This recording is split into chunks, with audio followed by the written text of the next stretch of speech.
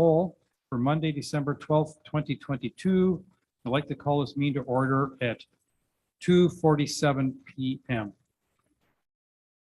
I gave a land acknowledgement statement this morning, so I don't think I'm going to repeat that, other than to recognize that we are on lands long traditionally occupied by Indigenous peoples, and we want to show our respect. I understand we have a number of people for open forum. Ms. Way, you probably have the correct order of who we should recognize, please. Correct. So first, in person, we have Ron Breckville, who's not here, but no. That'd be just fine. So we ask, sorry, if you could sit and turn on one of the microphones when you speak, please, and thank you. And identify yourself. Yes, sorry. Oh, I'm Sydney.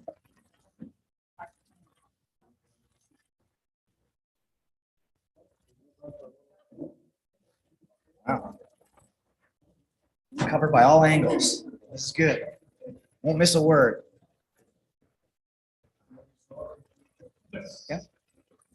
Thank you, Your Worship and Council, for giving me the opportunity to speak about this proposed bylaw.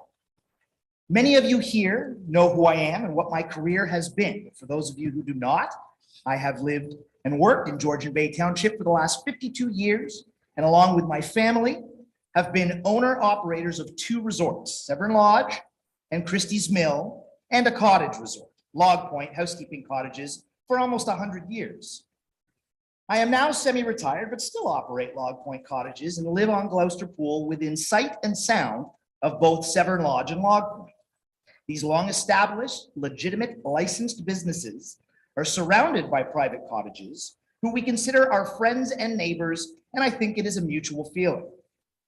In the short time that I have been aware of this proposed bylaw, I have polled 3 of my immediate neighbors, all within sight and sound of Severn Lodge and Log Point, and they have never had any issues with either business and are very surprised that these businesses would be included in this bylaw. None of our neighbors were ever contacted by anyone from the township regarding this bylaw, a significant point in that one of the main issues driving this proposed bylaw is disturbances to surrounding neighbors. Your report also states that there has not been an opportunity to discuss a proposed bylaw and a MAT tax with operators in the township. Yet another significant and important missing element of this report.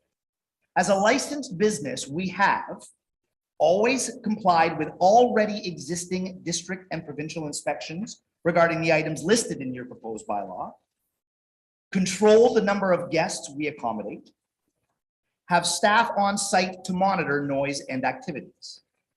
There are issues surrounding private cottage rentals that are being rented either informally or through internet sites, large numbers of people, noise and rowdy behavior, and seemingly no one monitoring any of this. But this is not us, legitimate and responsible businesses. It is my hope that we can all get together, township and businesses, and have a meaningful dialogue that will result in a solution that works for everyone. Thank you. Thank you very much. Sorry, can I get your name, please? My name is Gary, last name is Don, D-O-N. Thank you.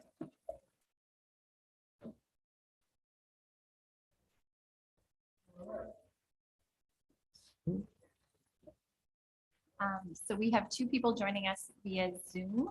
The first one is Nareg Veritanian. Oh, and I will promote him so we can address council and speak.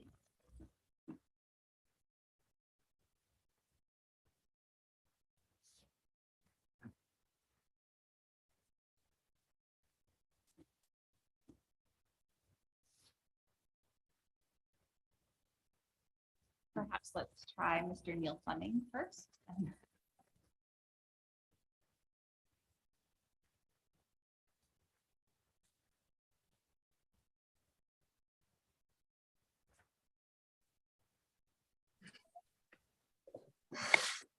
Hi there.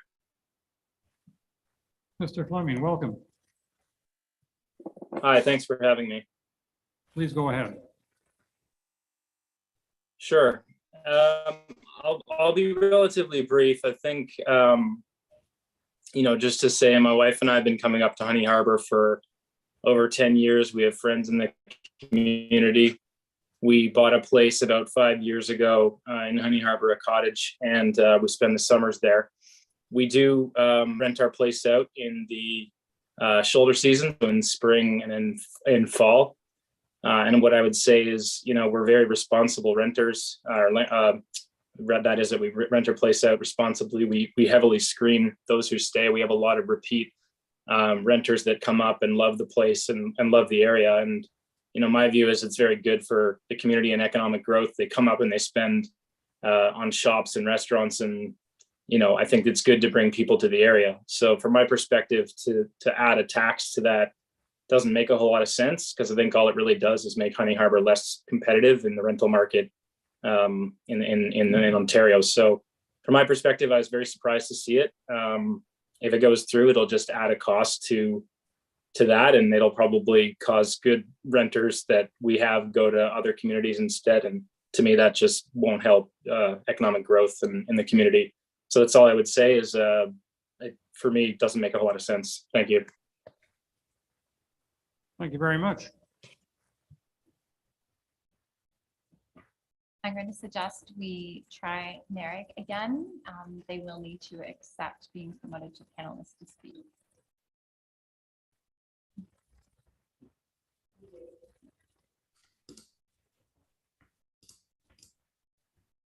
Hi, everyone.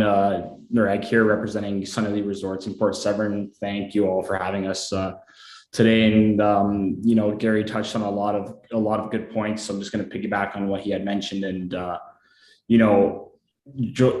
acquiring Sunnylee Resorts and representing the ownership group up there at Port Severn and the community up in Georgian Bay is quite nice. And we find that there's a lot of people that don't really know about the area, and imposing a tax in a way develops a little bit of a stigma for outside investors coming into the region. Whereas that, we have a lot of people based out of Kitchener-Waterloo that are looking for vacation properties as an alternate, summer resident for themselves, but also as an investment.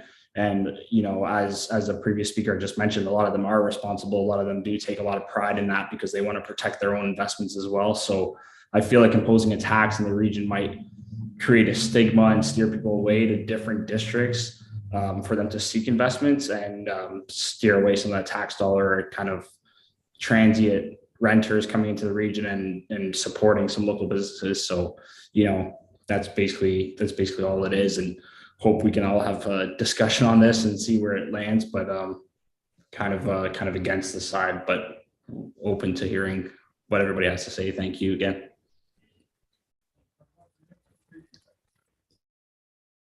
Sorry, I wasn't on my mic. Thank you very much for your input. We have, who else do we have? The other people were listed as attending via Zoom, and they are not present unless they are here, but apologies. I don't know names to faces, so. Okay. Okay.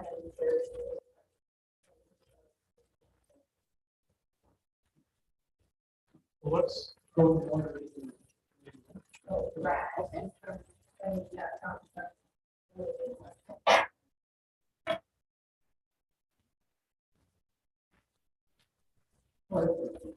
Greetings, Your Worship and members of council.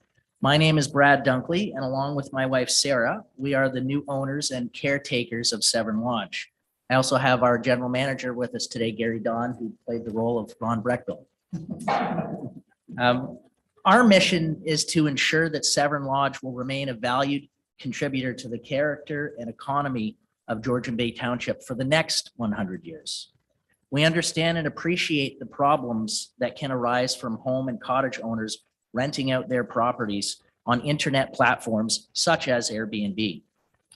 I believe the original intent of this proposal was to deal with cottage and home rentals, and not to introduce a new tax and a long list of regulations and reporting requirements for well-established commercial operators such as us. The proposal as written has a disproportionate impact on our business and will put us at a disadvantage relative to many of our resort and campground competitors. I suspect that commercial operators were included so that the township could rely on Ontario Regulation 435 of 2017 to implement a regulatory framework for short-term rentals. However, the proposal as it is written today is inconsistent with the intent and purpose of this provincial regulation. I am here to ask council to consider removing commercial operators from this proposal. Thank you for the opportunity to speak today. I am happy to answer any questions you have, and I am open to discussing in further detail how this proposal affects our business. Thank you. Thank you very much. And next, Michelle Cooper. Hi, I'm Michelle. Yep, maybe I've never done this before, so I'm not really sure your protocol. But I've owned a property for 23 years on Gloucester Pool, but it is my cottage that we use year round. And a few years ago, we started supplementing a couple weeks a year, renting it. Expenses were getting high and it helped, but it is our home and we really take good pride with it. We've never had any issues with our neighbors. I recently separated and I bought the cottage from my husband, and it's, as you can imagine, appreciated quite a lot in value from 2000. And I rely on renting it periodically to help supplement again my being able to pay for things. Part of the issues I felt when I found out about this is the communication. I did not know about the survey in 2020. I found out about it from a neighbor after it had already closed. Today's meeting, I found out by chance. My neighbor knew Bob and he told me, and I'm like, oh my goodness, I can't believe we didn't know about this. I would really like to have a better opportunity to know about this information, so I'm understanding I can register, so I'm going to. But I'm the only one here, other than the gentleman on the phone, that rents out their cottage, and I know there's hundreds of them. So if they knew about it, I think you'd have more feedback from people. When I read the information, it looked like the purpose of the survey was to find out the issues. And there really didn't seem to be that many issues. First off, there was only about 100 people that answered the survey, and they didn't even answer all the questions. So when it came to the suggestions of putting through this 4%, 2 to 4% tax, or maintaining status quo, I'm not really sure how we moved from maintaining status quo right to jumping into doing this tax. I'm not sure how that helps resolve issues. We had an opportunity to just sit in the hallway and talk, and I heard a few people that have Airbnbs beside them where the people don't live there. They just rent it out and people party. And I recognize that that's a huge issue. That is not my place. Never will be my place. And a lot of people are more like me, I think. But I think that there are bylaws in place right now that could help resolve their problems, but they're not enforced. You know, most of the issues have to do with noise and maybe having fires when they shouldn't be, but we're a tourism area, but we don't have any bylaw officers that work in the summer months on Friday or Saturday. So to me, that's a huge issue. If you're hiring people, why not have people that can enforce the bylaws we already have? And maybe change some of those bylaws that affect everybody. Noise is not just a problem that happens for short-term rentals. It happens for even people that own their cottages. So why not have them to be able to be enforced with penalties? If people are being penalized for those things, then maybe that'll help resolve that problem. If that's the issue, I don't see how this 2 to 4% tax solves that issue. And if you have people that are indignant and they're not being supportive of their neighbors and they don't care about the environment, what makes you think that they're going to get a license and follow all the rules anyway? And I feel like it's kind of, you're throwing everybody in one barrel. There's a few bad apples, there's no question. What can we do to fix those issues for those people?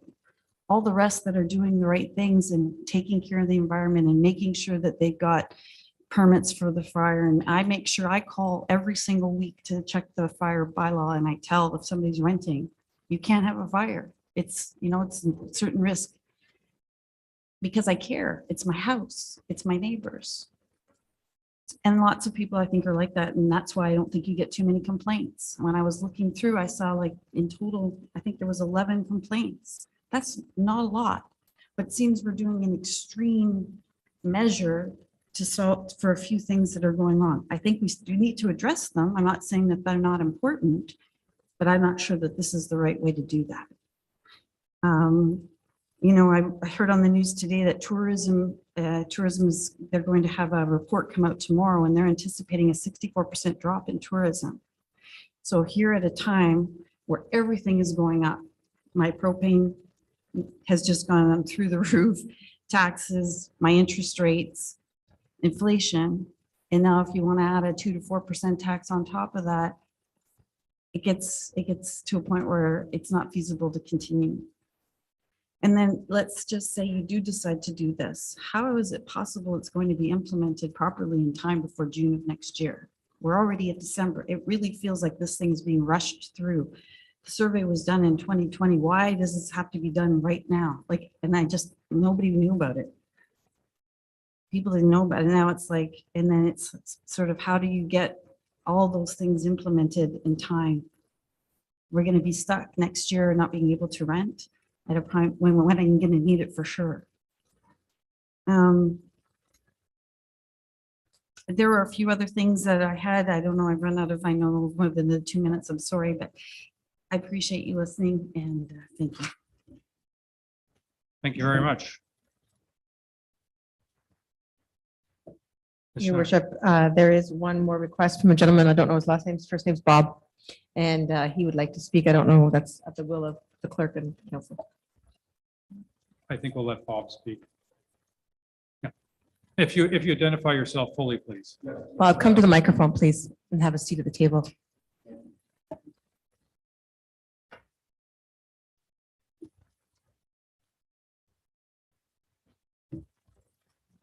Good afternoon. My name is Robert Eels.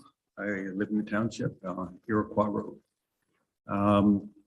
I've come here to voice opinions for several people on Iroquois Road.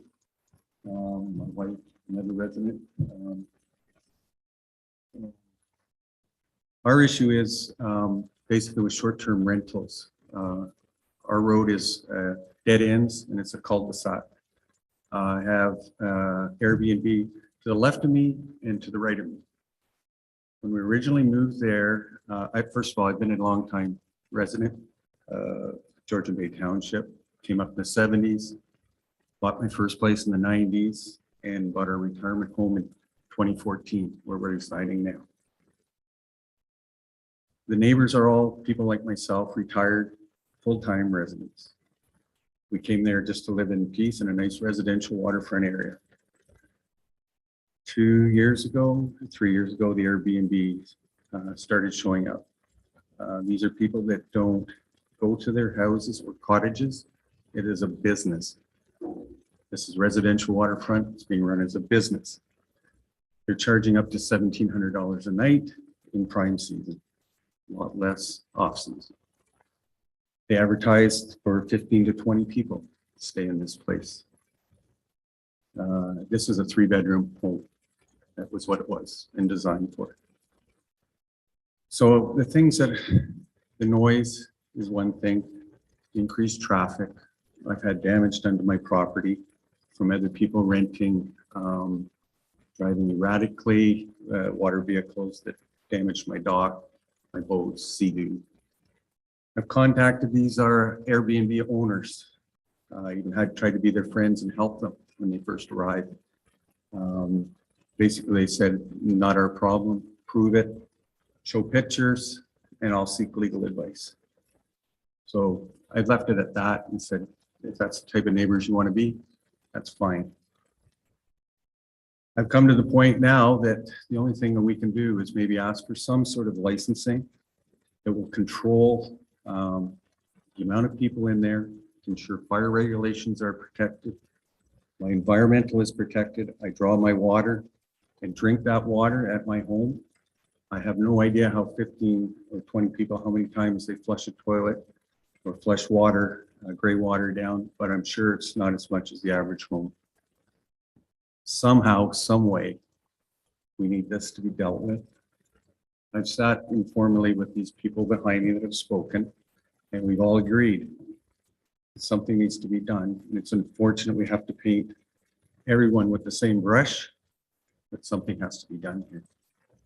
And I'm hoping that you counselors will come up with a fair bylaw or some way to control these type of establishments. I have no issue with anybody that's already a business in a commercial area running their business. I don't even think they should be included. That's just my personal thought. I know there's people that do it right once or twice or three times, maybe even yourselves. The cottage to help supplement, or it's a friend or neighbor. I have no issue with those if they're there to monitor, and if it is a problem, to deal with it. Like I say, when we get these problems, we just have to live through it day after day, weekend after weekend. So if you can help us out, we'd really appreciate it. I have sent memos to the current councillor, Mr. Predko. I have been on your Zoom meeting last year, expressed my thoughts then. And basically, I'm speaking for the residents on my street, and that's all I can speak of. I know there's many more places in the township and in Muskoka. It is an ongoing problem, and it must be addressed. Thank you very much. Thank you. And I want to say, we've now gone through a list. I think I'm speaking on behalf of all of council. We appreciate everyone's input, and you're taking the time to come and present. And next on our list, we'll be contemplating the report and the questions that we may have. I mean, this is a report that's been offered to us for our consideration, and it's quite possible modification before it gets passed. So that discussion will just start almost now. When I say almost now, we got to go through one motion first. But thank you very much. We do appreciate it. Okay, I have moved by Councillor Graziano, seconded by Councillor Hazelton. Be it resolved, the Committee of the Whole adopts the agenda of December 13th, 2022 as circulated. All those in favor? And that is carried. Thank you.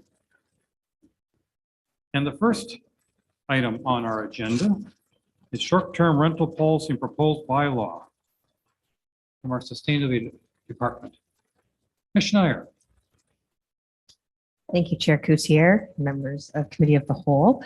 This report is being brought forward to you as a result of the previous council's request to work with and support short-term rentals in the township. We did provide you a report as attached to this document before you today of a Sustainability Report 2020-21, and it has taken staff a significant amount of time to research area municipalities and be able to come up with a document that at the very least will invoke conversation and dialogue about what to do with the short-term rental community in the township of Georgian Bay. You'll see from the recommendations that we have in front of you that one thing that we would want to do is to begin to have a consultation process with this report as a bar from which we can start to have dialogue from for commercial friends, as well as our those that use short-term rental platforms. So you might hear the language Airbnb a lot today because it's a very common and familiar online travel agency. But there is also VRBO, bookings.com, Muskoka Cottages, Jane's Cottages, as well as people that choose to involve themselves with online rentals such as short platforms like Marketplace on Facebook, or you can even find them on Kijiji. And if they're Americans, you can find them on Craigslist. So while we might be giving airtime to Airbnb, we need to remember that it's not just Airbnb, it's a plethora of other options available to all residents to use to be able to rent out their facilities. So what has happened here, and Brad has identified it rather correctly, is that in order for us to present to you any type of opportunity to help regulate this, we also as staff have been tasked to find a way to help you pay for it. And so we have brought forward to you a municipal accommodations tax, which we will acronym the MAT tax. The MAT tax is something that we can impose through the Municipal Act, and we can impose it to commercial operators as well to help offset the cost of the person that we would need to bring on board in order for people to, in order to enforce in a new bylaw. While at the same time, and although this report doesn't speak to it, there, well, it does kind of, like, it talks about better streetscaping and opportunities for residents that would be able to be provided should MAT tax be imposed. There would be taxes collected to be able to introduce things like dog parks, where residents are looking for that, as well as better streetscaping, better sidewalks, as well as, you know, local events like supporting the Santa Claus Parade and perhaps even the Honeybee Festival. So those are just examples. It would be at the will of council as to what else you would want to include. So I present to you the why of how this has come forward. Please keep in mind, this was at the will of the previous council. However, it was the direction of council to bring this by the end of the year 2022, which is why it's in front of you today. And we believe as staff that there are a significant amount of impacts, not only for our residents and as well as for staff, and that we are not coming to you today with a solution, but rather coming to you today, as I mentioned, with an opportunity to have dialogue as to what this may look like in the township, keeping in mind that we hear various sides of the discussion from our residents. So how about I leave it at that, Mr. Chair, and I'm happy to answer any questions and field discussion. Thank you very much. We know this has been an issue that has challenged many a municipality with many different, I'll call it, responses being tried. Council, we'll start with Councillor Cooper, please, followed by Councillor Bochek. Thank you very much, Mayor, and thank you for that report. And to our guests today, who made some very good points. I guess I'd sort of like to get some clarity around what really is classified as a short-term rental. I think that's that in and of itself may be a primary cause of pain to certain individuals, and so I think of a number of things that that maybe need to be considered. For example, a resort is not, to my way of thinking, a short-term rental. So I don't even know why that would be considered part of this. We've had resorts and will continue to have resorts in our township for many days to come, I hope. The other thing is that we've had people renting cottages or whatever's residences for a number of years in our township without much of a challenge at all. I don't know of too many people that I know that rent places that are really in the short-term rental business. And that's why I think we need discussion around even that category, because typically it's a week or two that people come and rent a place and with a small family or something, and it is quite a nice experience for most. So I think the number of days, the number of guests are important points. What is classified as a short-term rental? So it's not just the physical plant. Is it a resort? No, it's not. It's a residence. Is it 2 or 3 days and 20 people? That'd be short-term rental, and it could be very problematic. And a lot of noise issues and so forth, disrupting the neighborhood.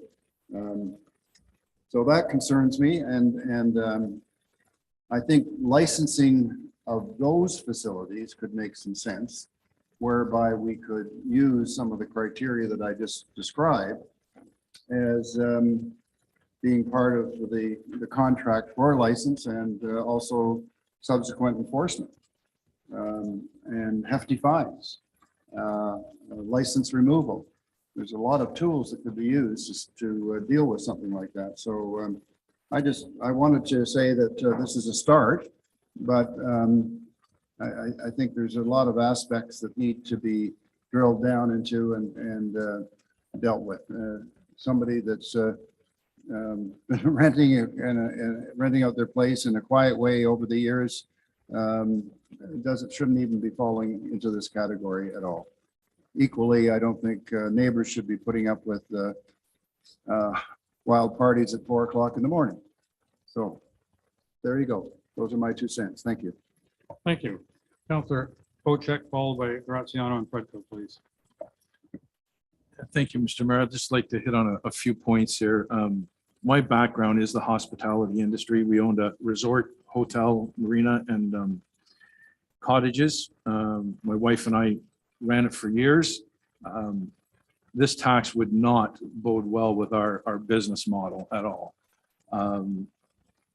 Just to enlighten council a little bit here, a commercial property is subject to a whole bunch of different rules than a residential property. Your sewerage system is monitored by the Ministry of the Environment. Your water quality is inspected weekly and reports given to the Simcoe County Health Unit. Fire services come in and inspect your property, make sure the doors are egress, make sure that there's exit lights, make sure that everything is absolutely 100% safe. And I don't really think the problems that the township have been experiencing from our commercial properties. On the other hand, the residential properties have a private sewer system, and that is very easily overloaded when you have multiple guests in the house. The water quality that you're drawing from the lake, who knows what it is, right? If you're renting the place, you don't really have proof that it's safe to drink or anything. There's a big difference between residential and commercial properties. And I, as a councillor for the district, wards 1 and 3, think that any tax on a commercial property would be a detriment to this township. And I'm not sure that licensing for residential properties and a tax for residential properties is the answer either, although it's a start. And it certainly gives us the avenue to control and take away their ability to rent out their resident under a licensing, because if we get multiple complaints, and obviously something needs to be done. And right now we have no teeth in anything to control anything. So when we get a complaint here about 20 college kids up there till 2 in the morning with everything going crazy and everything else, we've got nothing here. We can't do anything. So we need a bylaw of some sort to control that residential side of things. But when it comes to the commercial side of the things, I am absolutely 100% opposed to it. Thank you. Councillor Graziano. Thank you, Mr. Mayor, and thank you for everyone for coming today and providing your feedback. I echo my colleague, Councillor Bocek, specifically around resorts. Resorts tend to carry staff. They tend to be short-term in nature. However, they do and are required to undergo scrutiny through building code and fire code, amongst other things. And I think it'd be unfair on resorts to be taxed, unlike Airbnbs. Now, I do want to state that I also own a short-term rental, not in this country.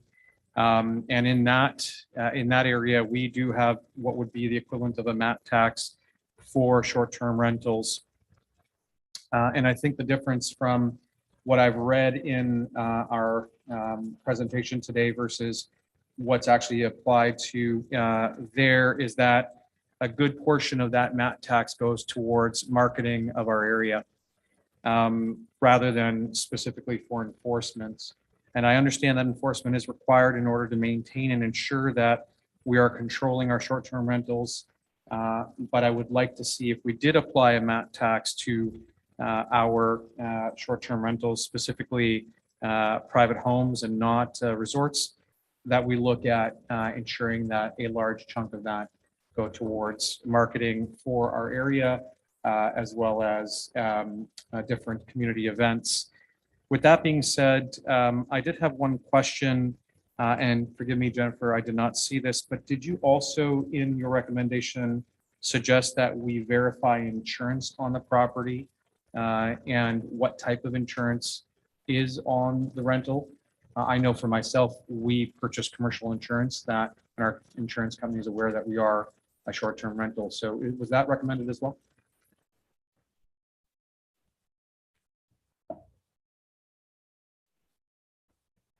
Sorry, I thought you were going to go ahead. Most people do. Go ahead, please. I'm just making a note from this. Through you, Mr. Chair, that is a very good point, Councillor Graziano. We did not include it in the report, but we did put a comment in there and anything else.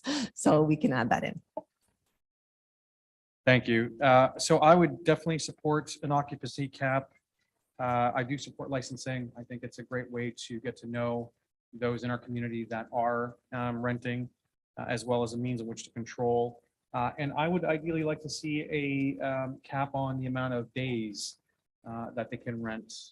I want to make sure that we as a community stay away from party rentals and short-term rentals in 1 or 2 day natures. Leave that to resorts if they have temporary people coming through. Rather, I'd like to see perhaps 5 days plus. But thank you. Thank you. Councillor Predko, followed by Councillor Jarvis, please. Thank you. So thank you for the presentation, Jennifer. It's a great starting point for us to be working from. And one thing I want to just kind of comment off the top is that I do think that the short-term rental problem is more residential Airbnb type rentals rather than people renting their homes occasionally or businesses. I think the feedback we're getting from the residents is that it's interfering with their enjoyment of their property with the next residential property over. One thing I'd like, if we're keeping with the MAT kind of concept, one thing I would like to be considered was something like a floor of $5,000 of revenue before any tax hit in, because there are a lot of families that don't rent often. They're only renting to their friends, family on occasion. And you know, I don't think we should be penalizing them because they're, again, not what we're considering part of the problem, or at least that's not what I think we're hearing. We'd also have to work out really how would we be auditing the revenue that comes in from the different operators. With Verbo and Airbnb, they give online reports. I know there's a couple of rental properties that people have said that they don't advertise online and they only keep their internal books. So we'd have to have a process to really make sure that we were fairly treating people that were, you know, had a third party booking system versus other people who were doing it internally. And then I think in the definition of what's a short-term rental, again, I think we need to zero in on that a little bit. One of the people I was talking to says that he rents his property for usually a month in duration, which would be over the 28 days. But then occasionally he has weekly rentals to fill in gaps. So how do we deal with a person like that? Is he a short-term rental or is he a non-short-term rental? Occupancy, I think, is also great control as well. I think, you know, the two person per bedroom is what we're basing septic on. And I think that's a good standard for us to work with. We may also want to consider a car limit, 1 car per bedroom, if you're talking about a property that's having multiple people come for the rental. And I think, you know, that's pretty much it. I think the definition of what a short-term rental is another important thing that we need to, I think, be clear on, and how we're going to enforce these when we get to that point. Thank you. Councillor Jarvis. Yeah, I remember in some discussions, I think it was probably with our CAO, was there any determination on whether a short-term rental could be considered a commercial operation?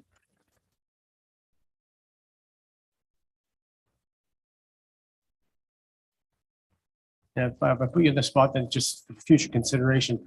And the reason that I asked the question is if it could be classified as commercial, and then it would probably rule out any residential building being used unless it could be commercially licensed, which would be an issue right there. I'm certainly in favor of any large commercial operation right now not being taxed with the MAT. I don't understand why that would be pertinent, but I do understand that in order for this whole thing to work, and the big problem with short-term rentals, as I see it, is that they are not being rented by responsible people, and that's the issue. Rented by and rented by. The people that own them aren't being responsible. The people that are doing the renting or that are actually occupying are not being responsible. So that comes down to several things. One, the people that own them should be made responsible somehow. I'm not sure what the tool is. I understand what's going on here and what the proposal is. But the other thing is enforcement, and enforcement costs money. We know that does. And that's why I understand the concept behind the mat. It makes a lot of sense that way. But I don't see, again, as Councillor Predko here has just mentioned, there are people, and we've already talked about it, there are people that rent their places as a way of helping to pay for those places. They've inherited them from family, that type of thing. And I have relations that do rent, and they rent probably for slightly less than 28 days, but they rent certainly longer than 2 weeks. So there are issues there that we've got to try and figure out, iron out. But I would love it if we could figure out whether we could consider these commercial properties. Commissioner. Thank you, Mr. Chair.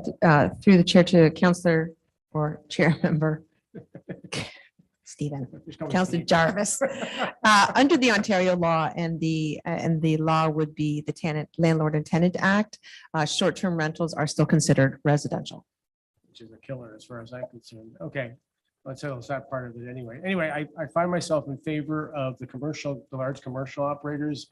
I don't think we should be taxing them unless we brought them to the table and came to an understanding and how and why the money is needed in order to do the enforcement. And enforcement's the issue.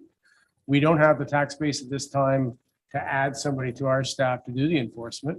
We have trouble enough paying for the enforcement people we have, and their hands are full. So obviously, we've got to find some way of doing this. I would recommend that we sit down with more of the people that operate these things, the large commercial operators, the smaller people that we've talked to that have talked to us today, and others to find out a way of working around this, because I think it's really, really important to involve them in the process.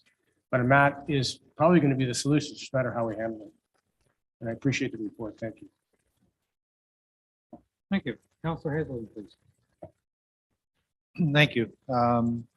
So I read through the report, and I wanted to start off on the really good stuff, because I liked the section that talked about staff would be considering issuing licenses and reviewing established maximum occupancy, and there's all kinds of bullets in there that really good stuff that obviously you've picked up from neighboring townships and things that they've found to be useful. And some of the other councillors have talked about this and the bedroom occupancy limits and things like that.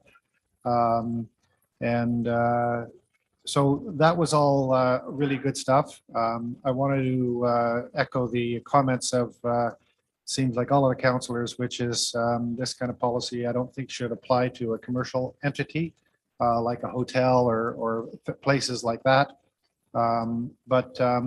I was intrigued with some of the neighboring policies where they've put in place not only a minimum rental period to get away from the weekend, so a 5 or 6 day minimum weekend or rental period, but they've also come along with a maximum rental period per year of, for example, 92 days. And if you think of the maximum window of rental is likely going to be 180 days. So what you're really doing by doing that is you're taking people who are buying these things as commercial entities and saying you can only rent it for half the time. I think that's very consistent with what we're trying to achieve here. We're trying to help other residential owners supplement their income, but we are not trying to encourage commercial entities to come in, buy up properties, and then turn them into 24/7 rental periods. So I think that there needs to be a consideration of that minimum days and maximum days per year, because that forces you out of that commercial operation type of structure. I wanted to perhaps deviate a little bit from some of my fellow councillors, and I'll just offer feedback that I've got from several residents in the community. None of them are supportive of this new municipal accommodation tax. Their points are if somebody is going to operate a rental accommodation and we need to get it licensed to protect the community and the neighbors, then they should be paying upfront for the services that the township needed to certify that property. So if they need to have a fire inspection, that's something that they pay for. And it can be all bundled into $1,000, $1,500 upfront license fee, but there's no appetite from people I've spoken to have a deferred license fee. You pay for it upfront, and if you've done the math, let's say you have $1,000 fee, and you have 100 establishments that are renting, there's $100,000 of revenue immediately to do the things that need to be done to certify these properties. And then the penalties, again, feedback that I've got, as we've heard already, people aren't renting these things for $1,000 a weekend. You're getting, $5,000, $10,000 a week or more. And so when you think about a fine of some kind, the fines, I had one example here where there was a suggestion of a fine of $1,000 per month for non-compliance, and the feedback I've gotten from our community is, no, it should be $1,000 a week for non-compliance. Otherwise, you have no teeth to cause behavior change, and people would just rather pay the $1,000 a month and collect their $10,000 of revenue, and like, who cares that I'm paying fines? So I think we need to be aware of the behavior that people will exhibit, and if they're bad actors in the first place, there's really no way that they're going to be caring about $1,000 a week, non-compliance fee. If I come back to, though, for a second, this municipal accommodation tax, on one hand, perhaps interesting to consider, but we've heard from other councillors that many of the rentals that they're aware of are neighbors renting to their friends. There's no visibility of this. The only way you'd ever know that they're renting to a friend is if you go over and say, where's Fred? Well, Fred's off this week. I'm just using this cottage for the week. You have I don't think you have any mechanism to extract the rental fee that they're charging. And I'm not sure they would tell you up front what they're really charging their friend. And there's a ton of that going on in the community. So I'm not sure that that's a path. First of all, I think it is a path of massive amount of staff resources to figure out what the rental stream is and then try to collect against it. So I'm not again, feedback from the community, not in favor of this MAT tax strategy, very much in favor of upfront charges for the licensing and covering all of our costs on this licensing process, and then having fines in place that trigger action. I think that there's anyway, I just think that that's really key. One of the, just back to this MAT tax for one instance, universally, everybody that I have liaised with has basically said that MAT tax is just a tax grab for other things. And if the objective is to solve the short-term rental problem, then apply 100% of any money you collect against fixing the problem, making it possible for fire and EMS to get out there, making it possible for bylaw enforcement to get out there. Just solve the problem that we have in front of us, and don't look at it as a new tax source to raise funds to go and do other things that are not related to the enjoyment that the neighbors have of their cottage property when they have a bad actor in their neighborhood. I'll stop. Thank you. Well, thank you. I would like to make a few comments. Based on a lot of the feedback I've received over the last couple of years, in other words, prior to this report, And I really appreciate the report and the great challenge of coming up with a solution that works for everyone. I venture to guess, and no, I don't have precise stats in front of me, but I venture to guess that a handful of properties have caused 90% of the complaints that I've heard. And it's those bleepity bleeps that we want to stomp on because they're ruining the neighborhoods. And the ones that I hear about, the owners don't reside on that property. They may visit it once or twice. They hire strangers to go in and clean it every week. They don't live. And I think whatever we do has to be concentrating on addressing that handful of properties that are basically, it's a commercial operation in a residential area with no respect for the neighbors. To me, that's the problem. I know of numerous cottagers who rent their place out 2 weeks, a month, 6 weeks of the year, because that's how they cover their costs. They can only use the cottage themselves, say half the time, and they rent it out. And typically, it's the same family. It comes back year after year after year. And I've known people who have rented the same cottage for 15 years in a row. And they rent it for 2 weeks in August every year. That kind of pattern. And I am concerned that, I'm not sure those folks are going to bother to license that rental for 2 weeks. They're not going to report it to anybody. Their neighbors aren't going to complain because there's no issue. And so to me, we have to make sure we're concentrating on the problem homes. I like the idea of any place that is rented for more than, say 50% of the summer, or I'm not sure what the right figure would be, that they are required to be licensed versus somebody who rents out for a few weeks of the year. I like that idea of having you have to be renting out past a certain figure. Just like I like the idea of Councillor Predko that, well, maybe the first couple of months or the first couple $1,000 of rent or whatever the figure is not taxed, and anything above that is. So I must admit, I like the idea of Councillor Hazelton of let's find the people who are breaking the laws, because we can get a lot more money there than we can from the folks who aren't breaking the laws. And instead of charging them 4%, we'll charge the believity beliefs 10, 20, 30, 100% of what they're collecting, as the case may be. But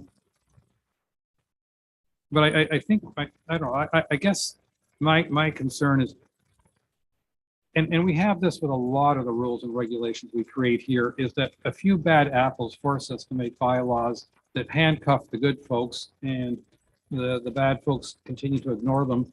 And yes, the biggest issue I believe we have, the biggest challenge is most of the time that enforcement is required is when it's dark. And when it's dark, people don't want to go. We don't have staff, that are on shift here at midnight. We heard earlier today from the OPP. The odds of them going out at midnight because there's a noise complaint is minimal, because they know if they get there an hour later, the noise may have stopped, especially the neighbors yelling at them, I'm calling the police. They think, oh, well, that gives us an hour before we've got to quiet down, and they quiet down. So to me, that is the challenge we face here. Is that how do we address that handful of folks who are causing most of the problem, and handle it, I'm going to argue, with enthusiasm, with severity. Council, you want another round of talking about this? Because what we're doing now is we're providing feedback for Ms. Schneier. Ms. Schneier, maybe I'll hand it over to you for a moment, and then I'll see if council wants to give you some more feedback. Okay, thank you, Chair. This was and has done exactly what we were hoping it would do as staff, and that is invoke dialogue. We're hearing you about these issues, and we can come back to you with the document. However, there's a couple of things that I've highlighted that I just want to share with you. The minimum 5 days rental would be a concern because there's a changing way that the world is traveling. And not everybody can take 5 days off or 4 or 3 days off. I do totally agree that 1 day minimums are a problem for both hosts and the neighborhood, and sometimes even the guests. So I would say a minimum of 2 to 3 nights, but I think 5 might be high. A 3-night rental gets people in, they can tuck in, they can unpack, they can spend a full day or 2, and then on the 3rd day, they leave. So those are just thoughts. The definition of what a short-term rental is with respect to those that do take rental income so that they can supplement their taxes and perhaps even some renovations is an interesting discussion, because at times those rentals have also caused problems, and there's no dedicated information that says that just because you rent it to your friend, they're going to behave. So we have seen those types of scenarios as well. I do have a question, Mr. Chair, for Councillor Predko, and I'm just trying to understand the parking requirement, or if he could just provide some feedback as to, and I'm not done, there'll be more after this, but if Councillor Predko could help me understand why parking is an issue, or give an example of where he's seen that. I guess the concern is it would go hand in hand with bedrooms, but if you have 15 people and 15 people arrive in their own car, there's going to be an over parking on the lot. They'll be in the roadway. They'll be parked on the septic system. So just some other mechanism to control the volume of people and the interference to the quiet enjoyment of their property for the neighbors. Okay, so through you, Mr. Chair, so what you're sort of suggesting is that, like in residential waterfront properties where there's, you know, large lawns, that if you were to limit it 1 car per bedroom through legal bedroom, then it would sort of set back the amount of cars that would be coming up. Right. And the traffic in the neighborhood. Right. So the host would then be responsible to say you are only allowed X number of cars. Okay. All right. That's good information.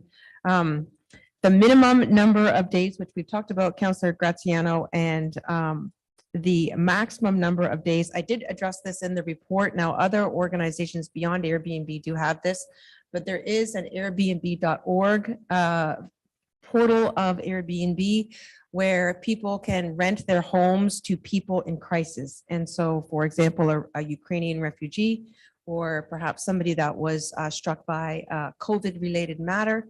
They were a first responder and unable to live at home because of their line of work.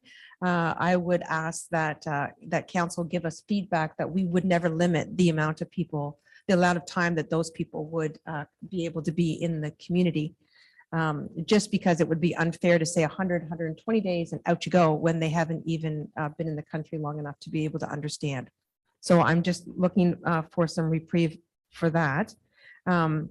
I'm hearing you that you do not want commercial operators to be involved in the MAT tax. Your worship and Councillor Chair Coots here, if we can make a definitive decision on that today, that would really help direction for staff, that if this is not the will of council to involve the commercial operators, then these people would be free to be able to carry on with their regular programming, and it would allow us to deal with those operators that are in residential communities.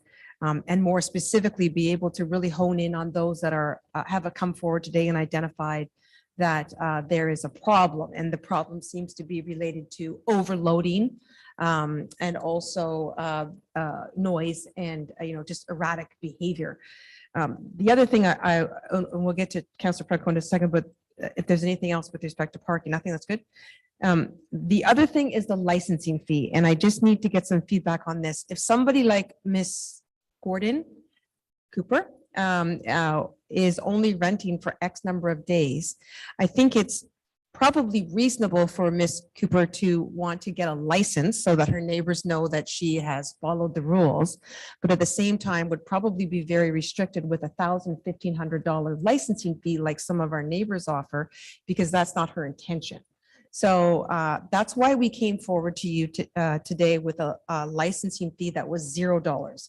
That way, everybody has an opportunity to license You can set in motion what requirements would be in place if we did license, although the fire chief is going to be talking about that shortly, about what that would mean if we did actually open up that can. And then, we would be able to then hone in on breaking, those that are breaking the laws. And the final thing that I would like to comment about, which I need direction from council, and Tony's going to, the fire chief's going to speak about this, is, our present bylaws, noise, fire, burning, animals, fireworks, parking, they are in existence for operators, for anybody, be it the resident or the operator, to lean on for support for their guests and also for the neighbors to get support for themselves. They're just at this moment do not have a lot of teeth to those bylaws. And so is it a consideration of council that we walk away or step back from the short-term rental policy and focus more on making sure that the present bylaws that are in existence are more enforceable with associated penalties? So that's what I have to say so far. I'm going to turn it to Chief Van Dam, and then and then CAO Mariotti, and then we'll go back to council for additional comments, please. So with enforcement, it is a concern. We don't have the staff, we don't have some of the teeth. However, when we go to enforce, we become, I'm going to say, a product of our court systems. And if somebody, we can go in, lay the charge and make the recommendations for that charge. But when we enter into the court system, what we seem to find a lot is that, Your Honor, I'm guilty, but I can't pay that fine. And the court system goes, oh, okay, can you afford $100? And the municipality has been victims of that many times in the last 4 years in court. And it becomes very challenging for myself. Is it even feasible for us to go to court for it? Because it's costing the taxpayers money. And a good example is parking fines. We take 20 parking tickets to court. We pay a prosecutor $600 for the day to fight these people. And then we end up walking out of the court system with, say, $300 worth of fines because they've all pled their cases to the system. So that becomes a problem. I like some of the feedback that I've heard from council today. However, the big caveat is that I have to have a legal opinion on where some of this can go. And examples is, I don't know legally whether we can limit the amount of days that somebody can rent or set those. And so those are things that we would end up going to seek legal opinion for before councils even be able to make some of those decisions. Regarding some of our existing bylaws, some of those bylaws, we've been putting meat and potatoes into it. The problem becomes is the amount of time.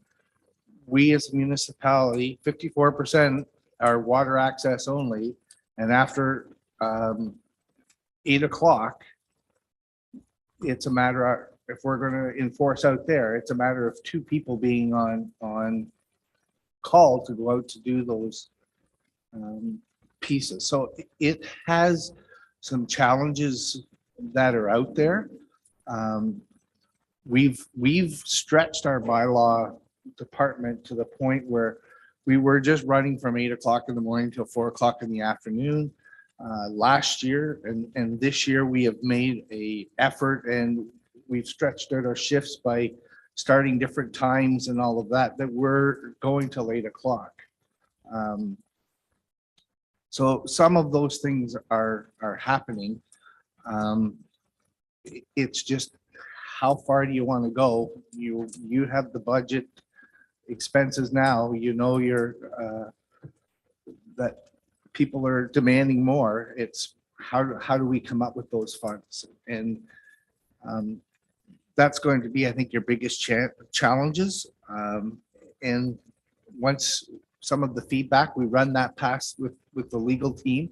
One of the things that I will recommend that we will take part of this, and it's called the AMPS program. So that's where we'll stay out of the court system for the most part, and have a trial within, I'm going to say, these walls, for example, that somebody can come in and plead their case, and then we have a third party who makes that decision on where that fine can go, or whether we're out of line, or that type of thing. That is a piece of legislation that is now starting to take hold. A couple of municipalities are trying it. The Ontario Fire Code is been granted through the Solicitor General's office that we will be able to go that route shortly. They're just trying to clean up a few legal issues.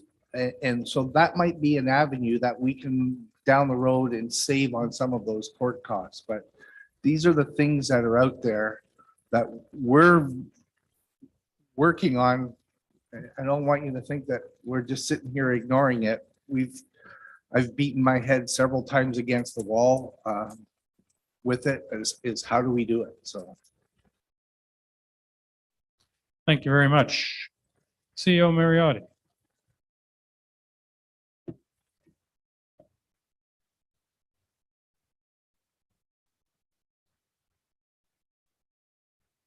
Council. As you've quickly noticed, if this was a simple issue, it would have been implemented a long time ago, and obviously it's not. Ms. Schneier has done an excellent job at trying to canvass what other municipalities are doing, and even those municipalities that have implemented short-term rental policies, they're being challenged. So what we want to, the end result is to implement something that is defensible, workable, and that makes sense for the vast majority of the ratepayers of the township. The commercial aspect again was put in there to say, okay, how broad do you want the scope of the policy to be? Do we want to be a Collingwood, or do we want to really focus in on the Airbnb that is using a cottage as a tourist equivalent of a puppy mill, if you like, for want of a better term. To Jen's point, so I'd like to cover several points because everyone's made some great comments, and I just wanted to clarify some of those points.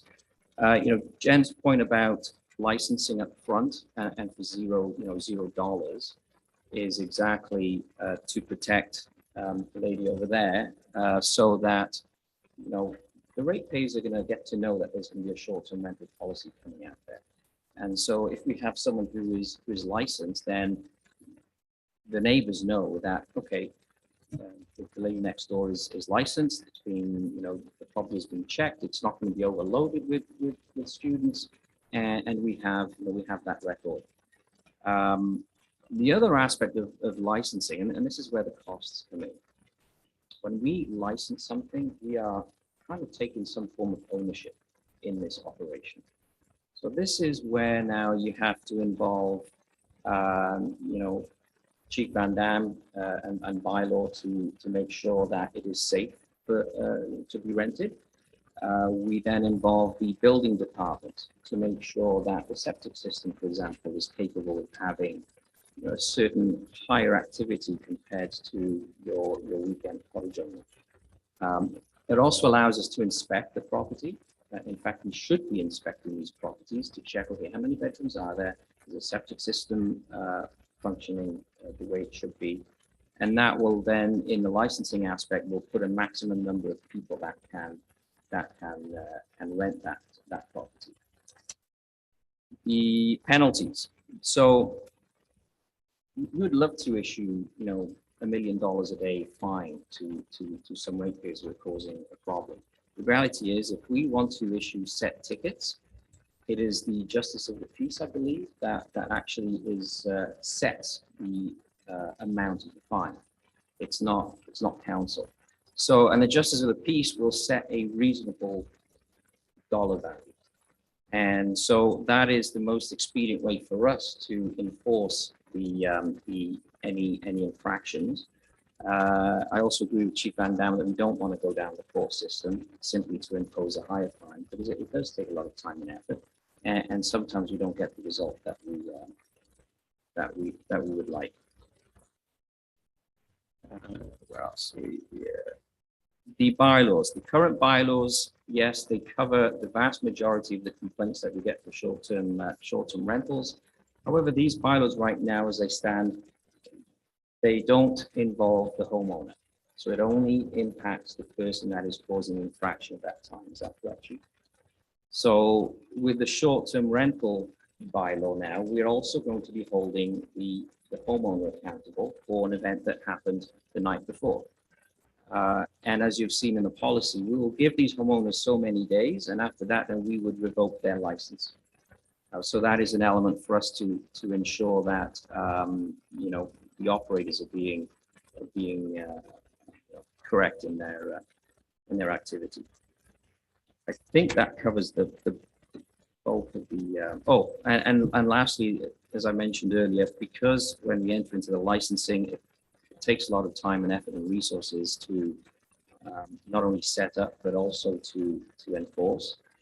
That is why we need some additional funding, because it's not going to be cheap. It's going to be fairly costly to implement something like this. Thank you. All right, thanks very much. We'll start with Councillor Graziano, and anybody else who wants to add into the conversation. This is round two. Thank you, Your Worship. We keep discussing bylaw infractions and hearing from Mr. Van Dam and Mr. Mariotti. We don't actually control the amounts, rather the courts do. And I wonder whether or not there's a different approach that we can take here. Rather leveraging the stick, why not leverage the carrot? What I mean by this is, why not incentivize good behavior? Can we find a way to perhaps reduce the cost of licensing for good behavior rather than maintaining a one-size-fits-all licensing cost? So can we incentivize good behavior? And really the idea comes from the eels and Bob's presentation today, specifically around the fact that he's flanked by 2 Airbnbs. Well, if these 2 Airbnbs were model citizens, perhaps he wouldn't be here today so concerned. And so can we incentivize? The other question that I have is specifically around the MAT tax. Now, where I rent, the MAT tax is included as a line item on Airbnb, or what their equivalent to the MAT tax would be. So rather than the homeowner having to take money out of their revenues as a means of collecting the MAT tax or paying the township, can it not just be Airbnb that's including it in a line item and then redirecting that taxes back to the township? Jennifer? Mr. Chair, I wonder if we can go one at a time so that we can address it, so we don't get lost in what are the comments from Councillor Graziano. Is that okay? So yes, established online platforms like Airbnb and VRBO and bookings.com can collect the tax and remit it to the municipality if we get into an agreement with them. I just want to let you know that is possible, very doable. It is not doable for people that are renting privately to outside of any type of established online travel agency. Understood, and we'll touch on that in a moment, but thank you very much for that. With regards to licensing fees, I understand that there, Ms. Cooper here, has a concern because she really only rents out for a short period of time and it's unfair to her. I wonder whether or not we can actually, the cost of the licensing fee year over year is a function of the amount of days that they rented in the previous year. So if we looked at the amount of days, or if Airbnb or VRBO or whatever platform they're using comes back to us and sends us a report saying this is how many days, and we calculate cumulatively how many days they've rented for that year, their licensing costs are a function of that amount of time. So if we have perhaps bands 0 to 100 days equals this fee, 100 days to 1,000 days. Well, there's not going to be 1,000 days, but you get you understand. You understand where I'm going with that. The other issue that I have with Airbnb, this situation is, as a business owner, and did you want to respond to that one first before I go to the next one, or? Through you, Mr. Chair, I think what you're heading towards in terms of leveraging the stick and making it a positive would be, it sort of just came to me, and I wonder if this is a goodwill for you. If everybody were to be able to license for free, then it gives an opportunity for us to be able to go after those that are breaking the rules on a regular. So Ms. Cooper, for example, would license for free, which she is willing to do. So then she is licensed, her neighbors know, and when we can, maybe randomly audit or complaint-based, look at what Ms. Cooper is doing if there's a complaint. Equally, if the neighbors on Iroquois, the Airbnb operators license for free and they choose not to, then it could be ridiculously high fees, like $5,000, which we could try to implement. We would then be able to complaint-based go into that licensed facility and be able to say, hey, you're running a 20-person operation with a septic of 4. So I'm seeing what you're saying.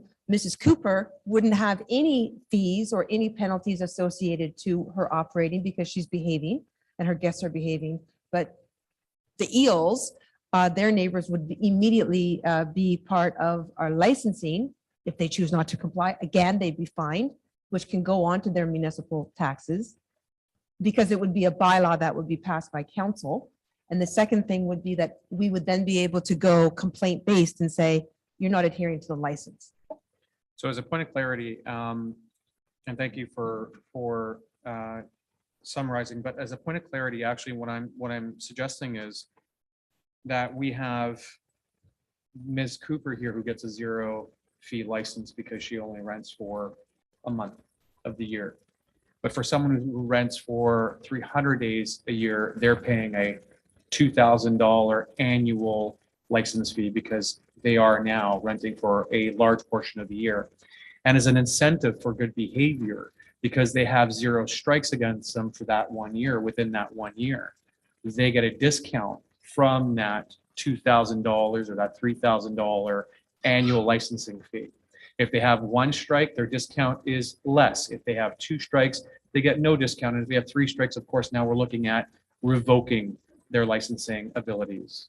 So it's incentivizing good behavior rather than leveraging bylaw as a means in which to try to control bad behavior. And you made a point on the 3-day rule. And I understand that not all of our township is a one-size-fits-all approach. And perhaps today we vacation differently than we did in the past, and 5 days may not be applicable. The concern that I have, and I have a fiduciary responsibility to, on behalf of my constituents, is on our inner lakes, we have a large issue with boating traffic. And so I'd seek to want to mitigate that somehow, some way. And by renting for 3 days, that likely is going to capture the weekend traffic, meaning that those that rent for 3 days are going to come up for the 3 days over a weekend and not Tuesday to Thursday. And that's going to increase boating traffic on a small lake such as 6 Mile or Go Home or Gloucester. And residents and locals are going to be up in arms of the fact that you have some, 3-day tripper coming up and throwing their can of worms, the styrofoams, into our lakes. And here I am floating by on my pontoon having to pick them up along with cans and all other garbage that's on there. So is there a way that we can mitigate the 3 days if we do give it to 3 days and under to weekdays only rather than weekends? Or look at a way to ensure that if they're going to come up for the weekends, that they're staying longer as well. Over to you. Mr. Chair.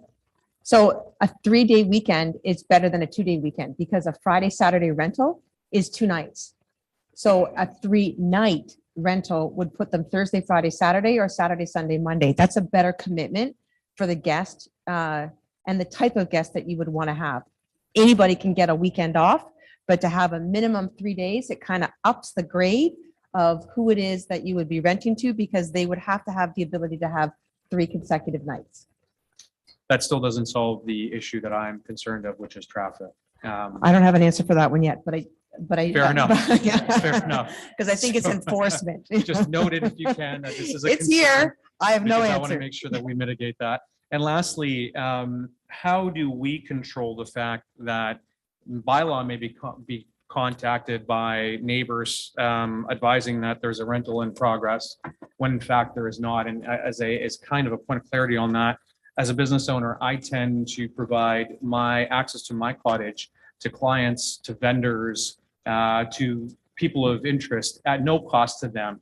And here's the keys, go ahead and enjoy yourself for a weekend, take the kids out. Who's to say that I'm not going to get a phone call saying, hey, Christian or Mr. Graziano's now renting his cottage and I have a tap on the door from bylaw giving me or issuing me a ticket? How do we resolve that? Through your chair. So I did address that a little bit in the report with respect to vexatious and, inappropriate neighbors complaining. Certainly not in your case. It is not meant to be about you, but I wanted to identify that that needs to be mitigated. So like with other short term or with other bylaws, people calling at 9:30 on a Friday because they're noisy are they're not doing anything wrong. As soon as 10 o'clock hits, they're doing something wrong. But if the complaint is at 9:30 at night, then there should be no ticket issued.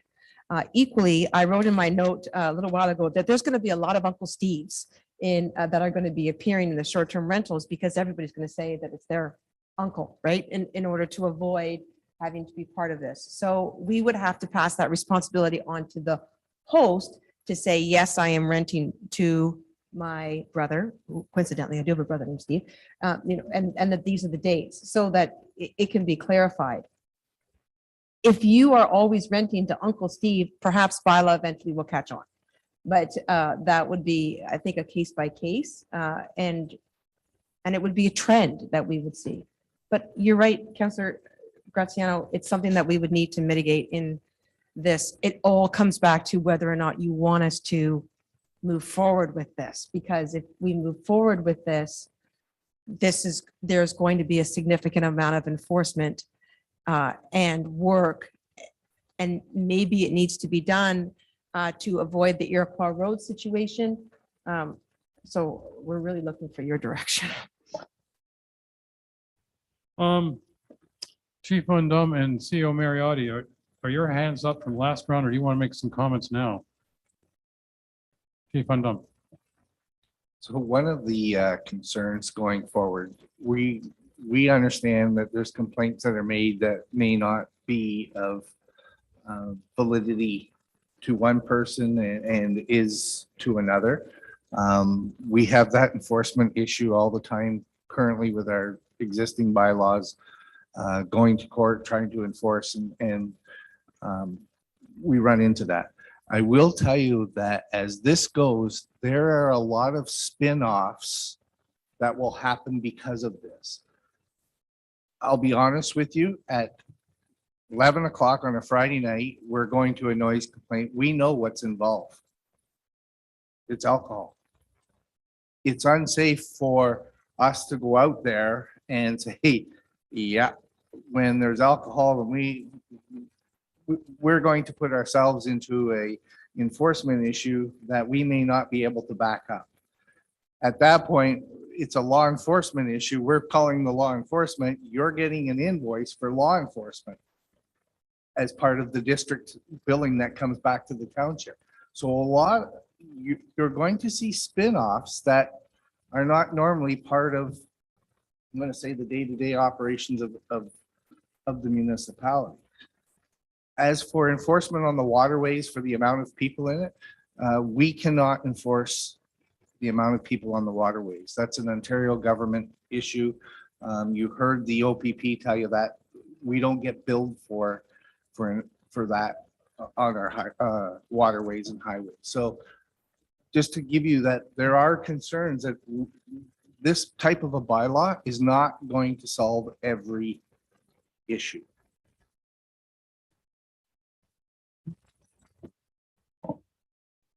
you. Thank you. Yeah, I just wanted to follow up on a couple of other comments.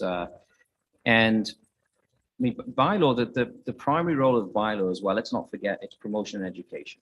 And enforcement is the latter component. So Ms. Schneier put together a really good guidance document for us all to kind of live nice together. And that's what we want to be promoting, talking about what Councillor Graziano was talking about in incentivizing good behavior. So we want to hit that at the front end. When we start going into data analysis in terms of let's make them pay based on, what the short-term rentals post on Airbnb and VRBO, we want to be able to implement a system that is easily administered, because we also want to be able to capture those who rent, as Ms. Schneier would say, on Facebook Marketplace or on Kijiji. Those are other renters that we need to somehow try and make sure that they pay their fair share compared to the people who are up front. The other point as well is in terms of enforcing at night when there's alcohol involved. The other advantage of this short-term rental bylaw is that we're able to hold the homeowner accountable, so we don't have to necessarily be there from the get-go. So at that point, all that what we can ask is to make a video, take pictures, send it to bylaw, and then that way we can then take it up with the homeowner if that property has been obviously licensed and registered and we know what's going on. So.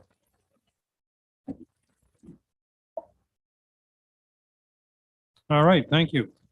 I have Councillor Hazelton, Cooper, Jarvis, and Predco on my list at this point. So let's go. Councillor Hazelton, please. I'm number one. I don't have a digital hand. I just wanted to kind of reiterate a couple of things here.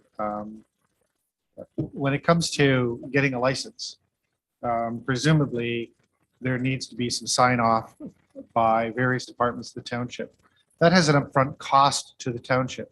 I can guarantee you that residents in my ward will not be happy if this probably 1% of the population are getting free services from the township so that they can in turn get a license to rent their property and then make mega dollars. And I've heard from the folks up on Iroquois Road that neighbors are renting their places and generating perhaps tens of thousands of dollars a year in income, and there's no accountability, if you will, for their behavior, and surely some of those funds should go to some of this enforcement that we need or some of this certification.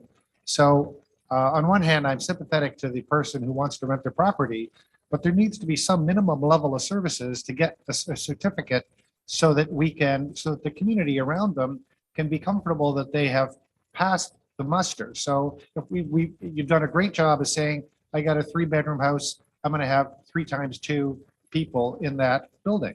Well, that makes sense. And for a building to be able to look into the records and check that, maybe that's not a big deal. If there needs to be an on-site inspection, that's a whole lot more cost. But I think that we want to be establishing a program where we're covering the costs each property that is trying to get a license up front and not trying to push that cost off to others in the township. And so anyways, that's a key thing. I had a creative idea on your 2-day rental, 3-day rental. It may be that people want to rent or only are able to rent for 2 or 3 days, but if the vendor of the property is constrained to a minimum of 5 or 6 days minimum, then they either are going to rent out for 5 or 6 days, or if they can't find anybody for 5 or 6 days, they're going to rent to somebody for 2 days, charge them for 2 days, but they're locked out of renting for the rest of that time window, which is accomplishing what I think we're trying to achieve in the first place, which is we don't want the 2-day warrior, the 3-day warrior. And if the guy's got to tie things up for a 5-day window, I think that steps in the right direction. I heard Tony talk about, don't know if we can do the maximum number of days a year. Well, I know other townships are doing it, so I don't know how they're doing it, but they have policies in place that do that. So absolutely, I think that that's a path that we need to be looking at. One kind of fundamental comment that I do want to make, and that is, if we implement this short-term rental policy and we don't find a way to put teeth in it to cause a visible impact in the problems that we are experiencing right now, then the program will be a fail. And so I think we absolutely have to make sure that, if we are struggling with fines, let's figure out what we can do to maximize the fines to force behavior. And although these are different worlds, sorry, I'm not the carrot guy, I'm the stick guy, because generally the guys who are the bad actors don't respond to the carrot, they only respond to the stick. So, if you're dealing with bad actors already, then I'm not sure that the carrot strategy is going to help with them. So anyways, I'll pause there and thank you. Thank you. Council Cooper. Thank you, Mayor. Just a few points. It's been a very interesting discussion. I don't think we should take our eye off the ball. It's about short-term rentals. That's how we started talking about this. Prior to short-term rentals and Airbnb, how many massive problems did we have 10, 15, 20 years ago? There were very few, virtually none. And so I think we need to focus on what the problem is, short-term rentals. So that'll be my, I know we've been talking about it, but I think we get off subject sometime. And longer-term rentals, frankly, my experience is that for the most part, they're fine. Not having wild parties every night for 3 or 4 days. So I say, if that's the case, if it ain't broken, don't fix it. In other words, don't touch it. It doesn't need attention. Those 2 and 3 week rentals, why would they even need a license? It wasn't a problem before. It's not a problem today. So I would suggest that that is an approach. Let's not use a sledgehammer when in some cases all we need is a tack hammer. The issue of water access is from an enforcement point of view is challenging, but I would say to you that I don't know, 90%, 95% of the rentals are not water access. You have to have a boat. A lot of the challenges we have are 2 or 3 day rental where cars arrive from every direction and away we go, big party. So I think the drive-to situation is where most of our challenges are. That certainly would have been my experience around the Bay as I know it. I think the final suggestion I would make is that there are other municipalities in Ontario that, and I know that we've looked at a couple, but I think we need to take a look at all our comparators, whether it's Collingwood or Niagara on the Lake. There's a lot of places that have short-term rentals, and I think that's where we need to have our focus as opposed to trying to invent something ourselves. So that's my 2 cents. Thank you. Thank you. Councilor Jarvis. I remember what I want to talk about. You got When I first, oh, that's what it is. I thought it was lunch. Okay. One thing came to mind when I first realized we're going to be discussing this is collateral damage. And I think it's a great term when we think about Ms. Cooper over here and some of the other people that may be caught in the crossfire of us trying to sort out short-term rentals. In reading through the report, of course, and our CEO reminded me that initially the idea would be to get people licensed at no charge to those people that want to be licensed. And I like that idea. We push hard to get people licensed, then we know who wants to be in the short-term rental business and they're there and they're on our books. I would like to see maybe that the term for that licensing be extended beyond, I think we said June 1st of next year. give people a little more time to get on board with that, because I think what we want to try and promote is a healthy short-term rental situation, in which case everybody who has a short-term rental is licensed, as opposed to trying to push some people into the forest and have them renting without being licensed and trying to keep it really quiet until they get caught. And getting caught is something else entirely.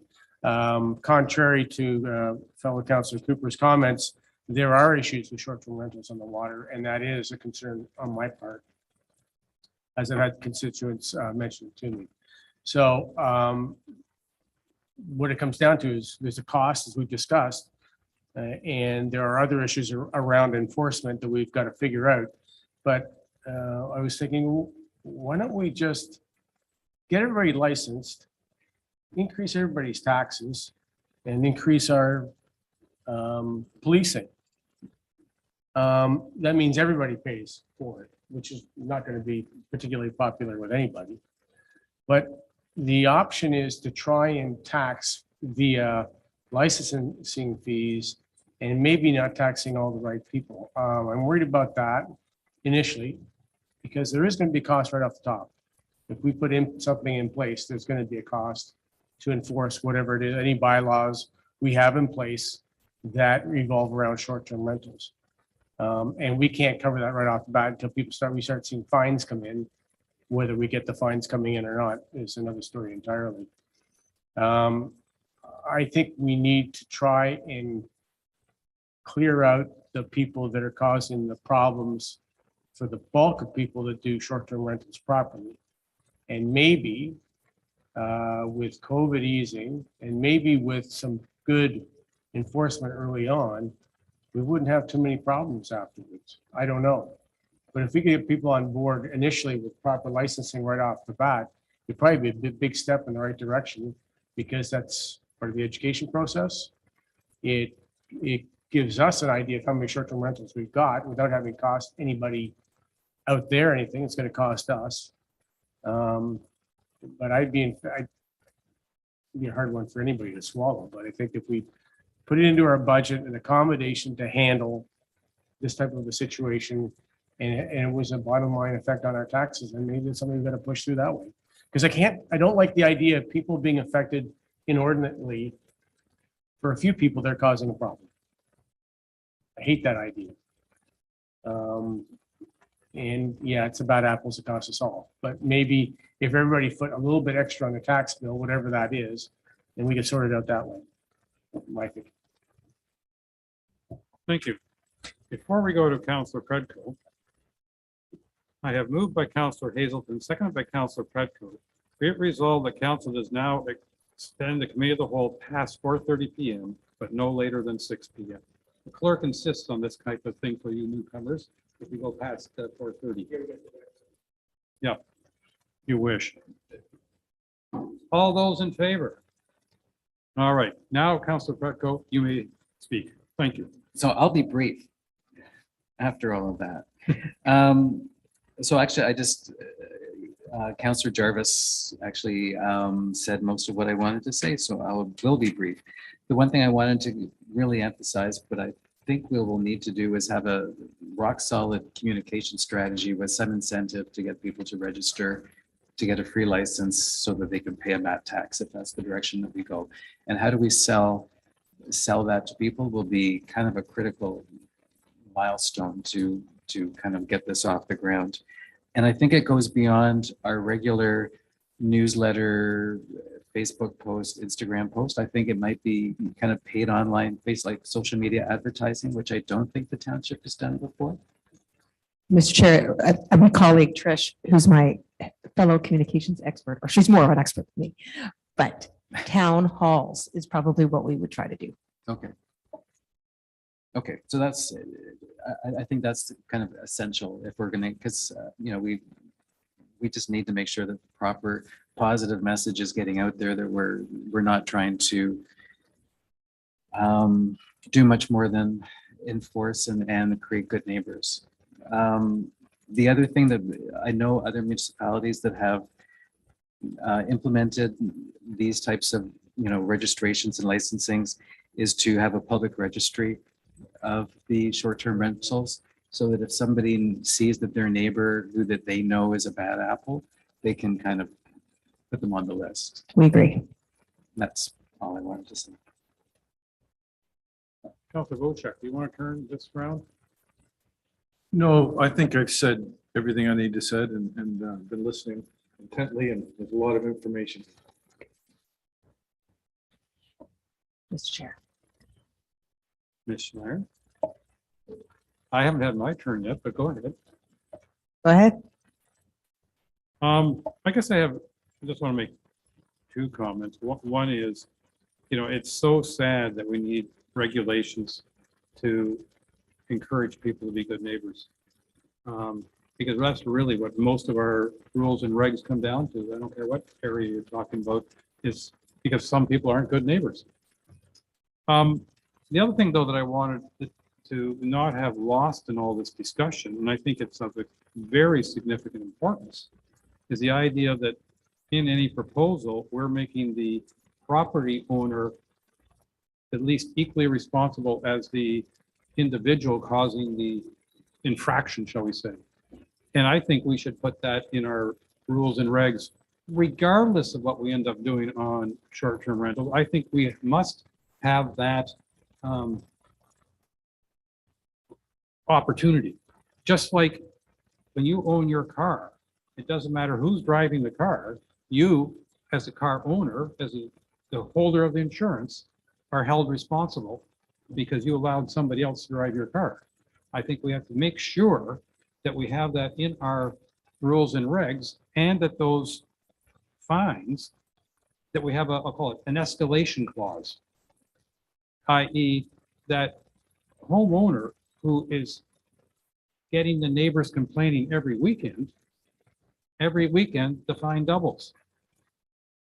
So if it's $500 the first weekend, it's $1,000 the second weekend, $2,000 the third weekend, and $4,000 the fourth weekend, something like that. And I know that this maybe have some difficulty in the courts, but I think we have to try to get something where repeat infractions lead to higher fines, and that the homeowner is responsible. And I don't care whether they've rented it out to somebody else, they abandoned the property and it's been taken over by people they don't know, or it's their best, doesn't matter who it is. I believe that is one of the things we need to do, and that's one of the key elements in this proposal that I think should actually be we should consider for all our bylaws, our noise bylaws, our night light bylaws, et cetera, or dark sky, I guess it's called. I think that's something we have to consider. All those is let's review and make sure they include a clause that says the homeowner is responsible, as well as the individual causing the infraction.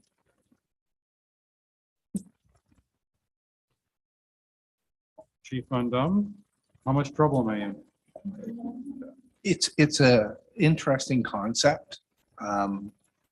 Where that would go, I have to run that past legal. I don't know.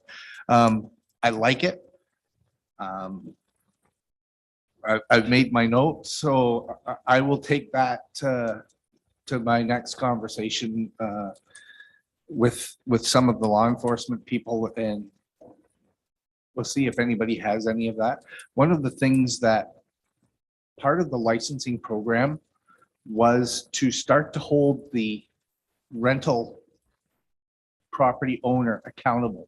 And that was all part of us. Now we were going to have information that I have your phone number. And when I get phoned at 2 o'clock in the morning, guess who I'm going to be phoning? I'm going to be phoning you at 2 o'clock. And I can tell you that we have had some success with that from a municipal bylaw piece of it, where we had a problem up in the MacTier area. And once we got a hold of the property owner's telephone number, which was difficult, nobody wanted to give it to us.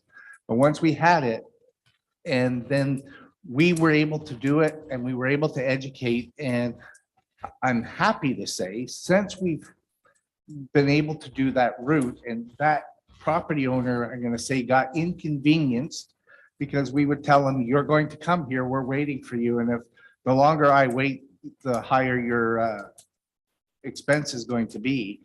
That individual started coming from Toronto, and it didn't take very long for that individual to hire somebody within the community to monitor that location.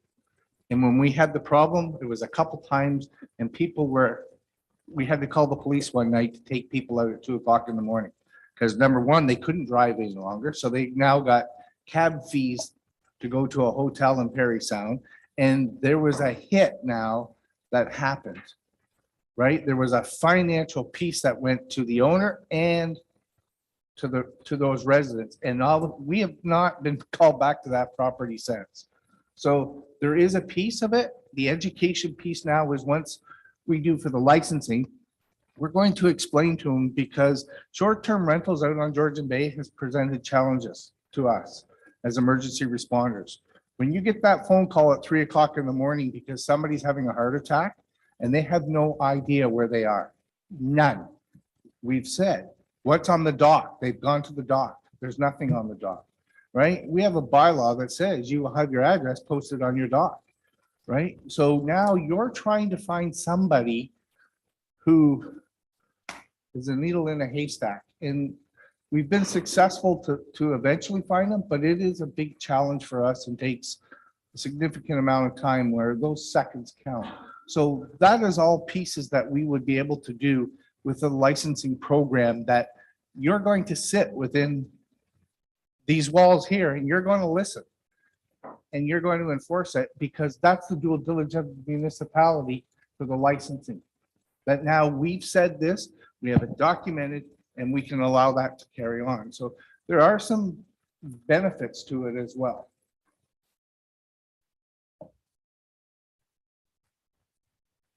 I mean, I'm half thinking that through you, Mr. Chair, I'm half thinking of like an enforcement bylaw because it looks like all of our bylaws need to have a little bit more support for them for enforcement. I would be completely in support of the idea of licensing. Again, I agree with Councillor Jarvis that it should be at no cost. It would give us an opportunity to have a conversation, educational purposes in the beginning with these licensees through town halls.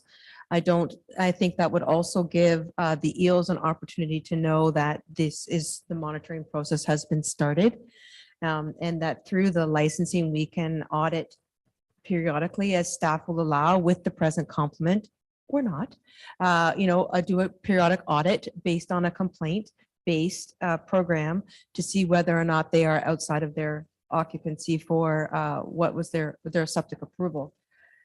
I think that's a good program. And I also think that Councillor Graziano's carrot idea could be implemented into that because you're right, it needs to be about education and awareness as well. And so if we start that process, we can do it through town halls. I don't know whether or not we'll get it done by June of 2023, but that was the request of council. So here we are at the 4:30 hour. There, Your Worship, there is a gentleman in the audience that wants to speak. Is that possible? So that's Ed Restimer. Yeah. Can you come up to the mic, please?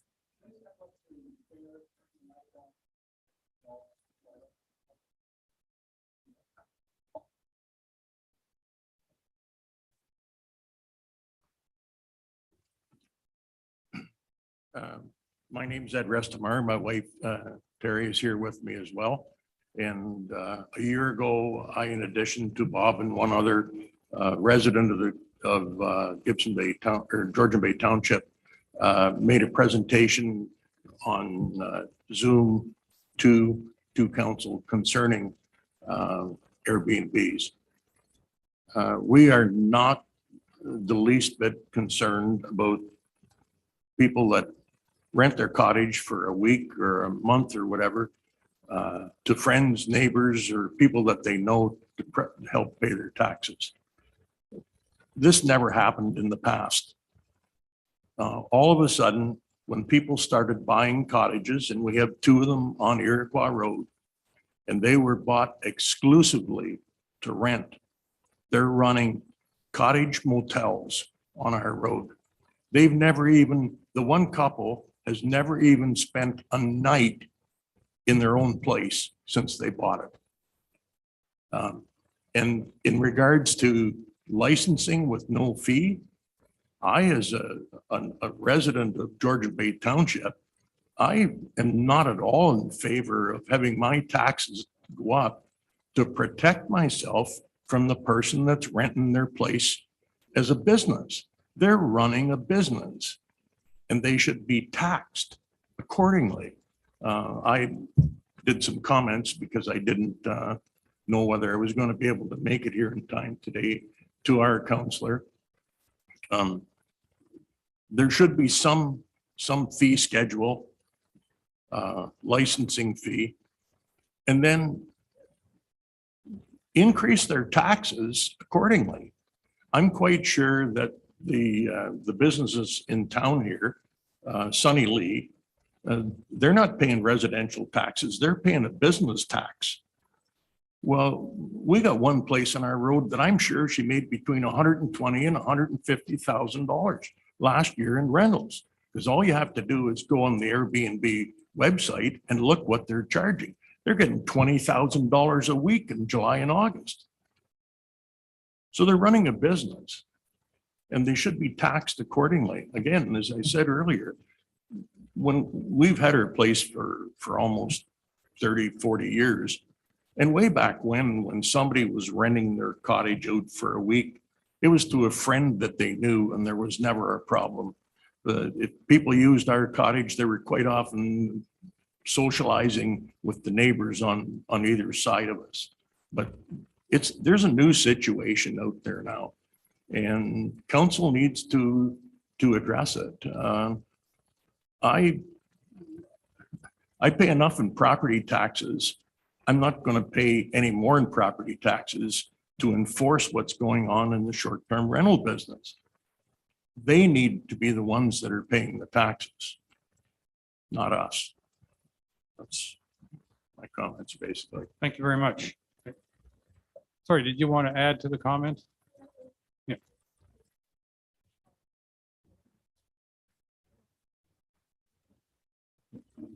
Mrs. Restemeyer. I'm Terry Restmeyer. I live with it. We've owned our property since '86. We moved up full-time in 2006. It is no longer just a cottage, it's our home.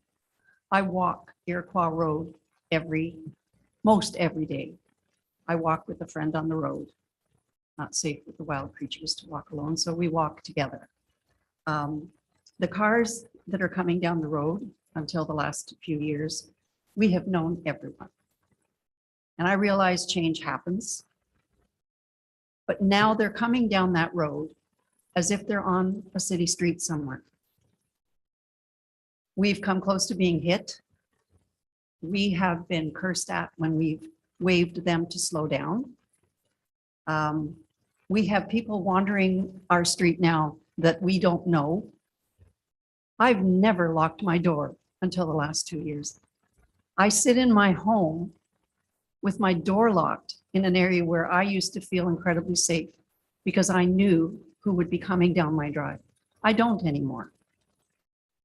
So from an emotional point of view, I find it really difficult, and I agree with my husband, I find it really difficult that we would be taxed in order to cover for them, basically, is how I'm reading it. I understand that people have properties they want to rent, but they have to have rules. And I don't run a hotel. My grandchildren haven't been coming up and riding their bikes on the road because we have blind curves. Not as bad as 6 Mile. They have some really wicked ones down there that I've driven on, but we do have them on Iroquois Road. It's a dangerous place to take our grandchildren out. It's a dangerous place for us to walk. I put up signs every spring, slow down. It means nothing. And we have potholes. This is just a little aside. We have some really wicked potholes that if you go back in history, you will find that my husband has complained about them every year. Okay? We didn't complain the last couple of years. You know, maybe somebody will hit it and their rat will fall out or something. You know, I know nothing about cars, but we want them to slow down. But that's my emotion. That's how I see my home being affected by this. And I do believe that if you run a hotel, you should be paying more taxes than I do in my home. Thank you for the time you're putting into this. Thank you. Thank you. We appreciate your input.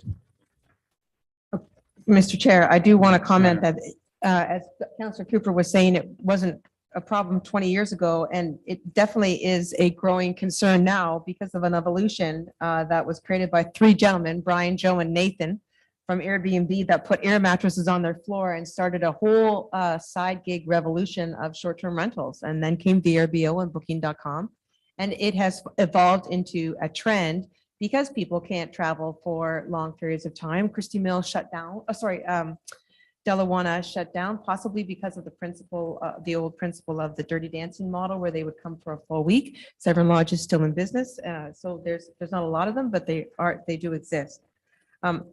I will comment that it will be incredibly difficult to compare us to Niagara Falls or Niagara on the Lakes because of our size. And I do believe that there should be some rules and regulations put in place. So could I ask your support to summarize this? For starters, is it council's will to not tax commercial operators?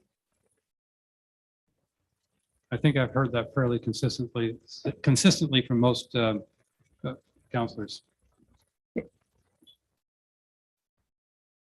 Councillor Bocha. Being that this is a COW meeting and this will be brought to council for decision-making, we'll be making a decision at council. on Yeah, this yeah, matter. we're at this point, we're just giving input to Ms. Schneier for an update to her report. Awesome, thank you. So we won't come back to you with any suggested plan that has anything to do with commercial mat tax. And that you are equally open to the idea of 2, 3 to 5 rental days as a minimum. That we'll talk as staff whether or not we can put a maximum on it. Licensing, is it the will of council to charge for licensing? Or is it the will of council to license at no cost and be able to generate revenue from fines because of poor behavior, again, following the carrot and the stick model? We've had mixed reaction from this council, so I don't know if I want to jump to a conclusion Okay. on that one yet. Okay. Councillor Cooper. I'd say both. Let's keep it simple. The Okay. old KISS method. Is it the will of council to have a short-term rental bylaw? Or is it the will of council to perhaps create an enforcement bylaw for all of our bylaws? Both. Dang it. Okay. Nobody else has raised their hand, so I'll say both. No, seriously, Yeah, but seriously, you would like an enforcement bylaw to be brought forward under separate cover and then also a short-term rental bylaw? No, we can't do that. We're going to implement a short-term rental bylaw that will. Okay, that will be enforceable. Yeah. Okay, okay.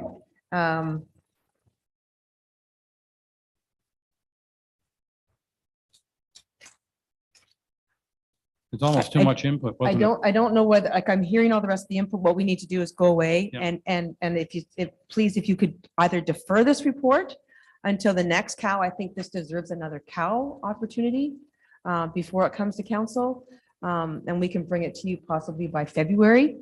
Another cow-related short-term rental policy with a sample of a bylaw that we could bring into place. But I do need to find out whether or not you are still adamant that this gets enforced by June 2023, or whether or not you want, what do you want to do? Councillor Hazelton.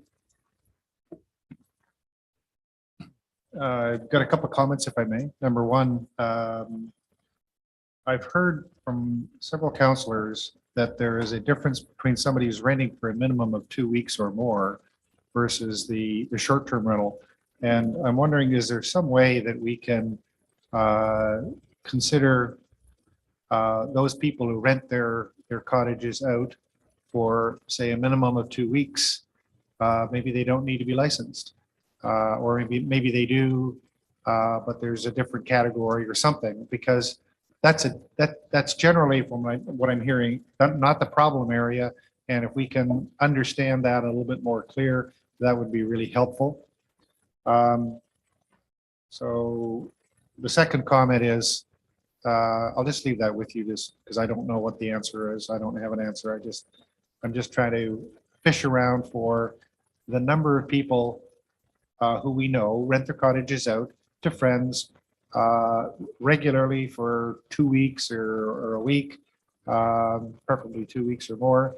And it's not a problem historically, and that's not the problem we're trying to fix. We're trying to fix the short-term rental problem. So I don't know how to frame it other than that. But the second comment that I was going to make is township, the tiny township passed a bylaw in August and it was effective October. And I hear that we're thinking June, but I'm wondering why we're not starting at the beginning of the season in May as opposed to June. Why not focus, in other words, if we're going to do it for June, surely we can do it for May. Let's get it started in May and get on with it. Thank you. Yeah, just from a technical administrative point of view, we want to make sure that we get it right, because we need legal advice as to how we can set the parameters. Because I totally, staff totally recognizes that we do not want to penalize those who wish to rent their cottage simply to pay their taxes, and they're going to rent it to the same person year after year, and they don't cause a problem.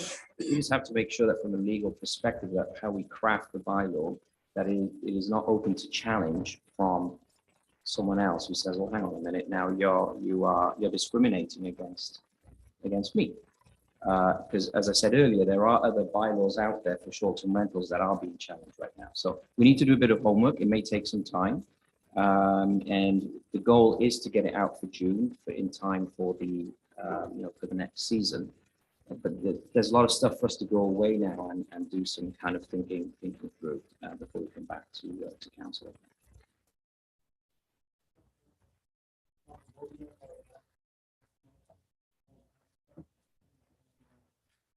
Worship, can we have a bio break? Okay. Bio break for 10 minutes, but then we're going to shut this thing down fairly quickly and get the heck out of here, okay? If we turned the heat up, we probably wouldn't have to LP so much.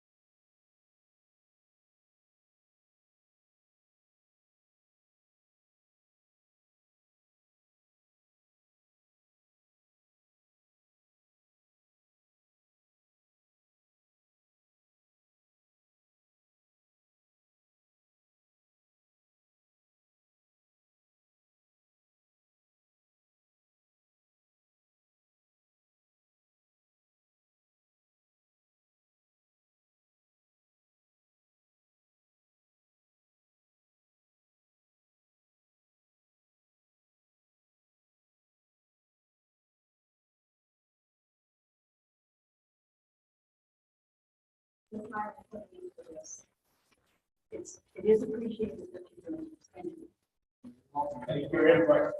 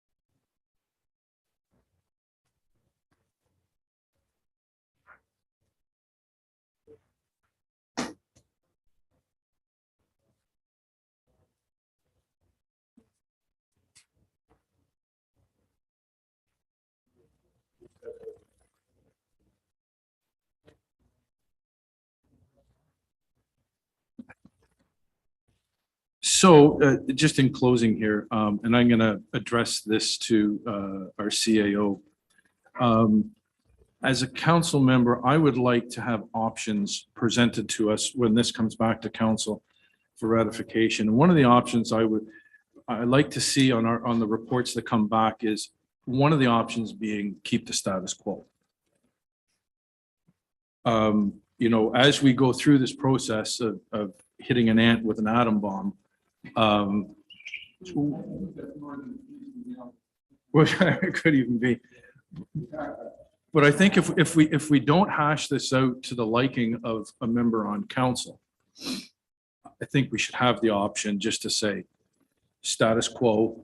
We'll deal with this at another time when there's more relative information available to us. And so when the report comes back, I'd just like to see options available to us. Thank you.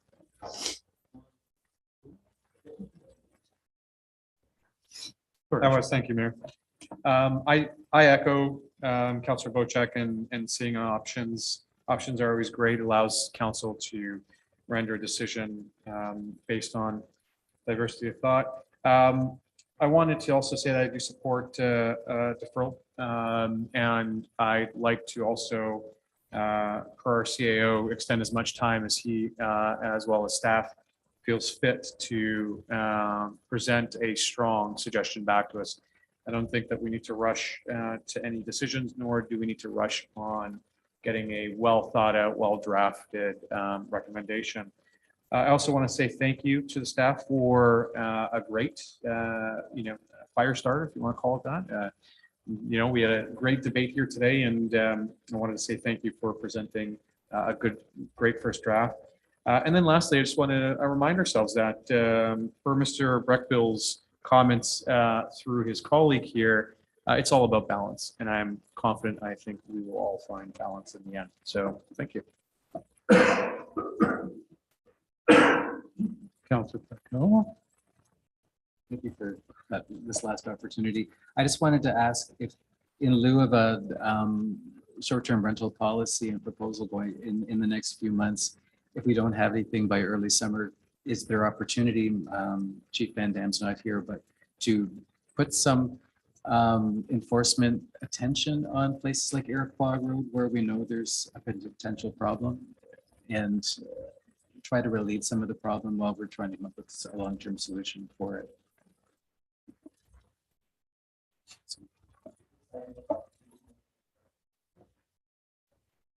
Ms. Schneier, is there anything else you want to ask council? No, Your Worship, but I do want to make it clear to council that I do own an Airbnb in the Oak Bay community. I'm also a member of the Airbnb Host Advisory Board. I'm the only Canadian representative that Airbnb has chosen to represent our country on matters related to short-term rental. I represent hosts. I don't work for Airbnb. And third, that I'm a host leader for the Parry Sound Muskoka Airbnb community, in that I provide support for people that are opening up short-term rentals, as well as dealing with the general public.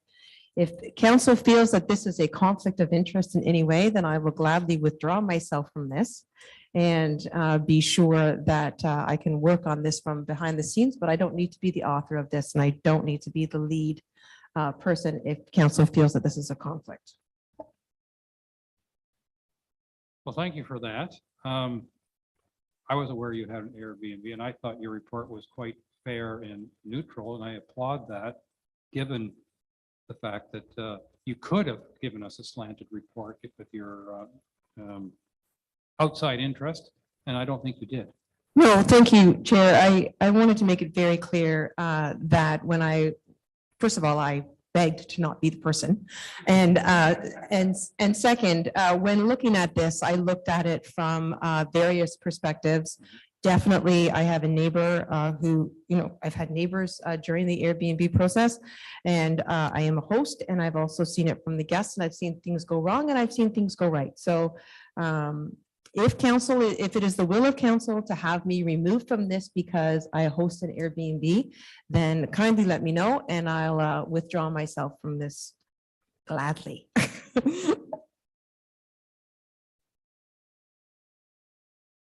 I'm almost sensing you're hoping we see a conflict. Just don't want there to be any further dialogue about my interest in this. Obviously, if I'm a host and Matt Tax is presented, then I would also pay. And if I am a host and I'm asked to license, then I will license. And if I am a host and being told that I can only host for X number of days, then I'll follow those rules. Because I'm an employee, I'm a constituent, and I'm an Airbnb operator. Thank you. Council, any final remarks? Then I'm going to recommend that we refer this item. The blessing of referring this item is I don't have to read this page-long draft motion, but I do have to get council to agree to a referral of this item, referring it back to staff. Council, are we in agreement? All right. So this committee of the whole is not making a recommendation to council at this point. Okay, and your worship, would you like me to withdraw from this? I personally, and I have Councilor Bochek, you want to comment to that? If I have concerns with you delivering a report to us, I will take it to your CAO and let him know that I have a concern. Sorry, that was my phone talking about here. But if I did have a concern, I would bring it up with our CAO. I would go directly to him and announce to him that I feel you had a conflict of interest. And I put that to all of my fellow councilors, that if you have a concern, express it.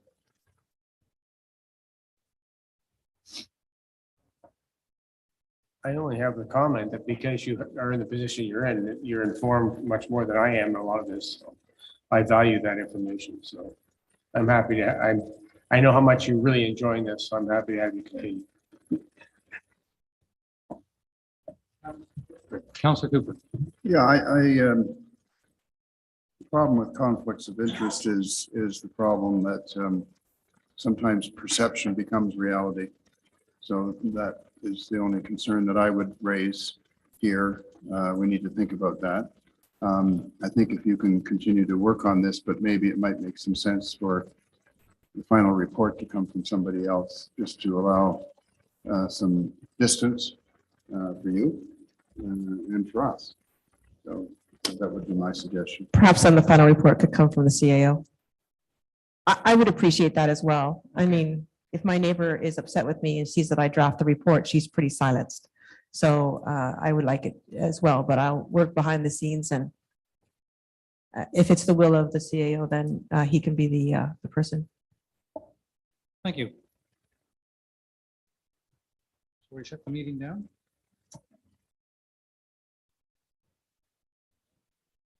You can have more fun later this evening, Councilor Bochek, I'm sure. I have be it resolved. Oh, I don't have movers and shakers here. Who would like to move and shake? Yes. Bert. We already got to there. Be it moved by Councilor Bochek, seconded by Councilor Graziano. Be it resolved that the Committee of the Whole recess at 17:06 or 5 if you prefer, to reconvene at Tuesday, December 13th, 2022, immediately following the Planning Council. presuming we have time tomorrow afternoon to do it. Otherwise, I'm sure it'll be after the budget on Wednesday, but we will reconvene because we have 2 more items to cover on committee of the whole this week. All those in favor of reconvening, of recessing? And that is carried. Thank you very much. We're now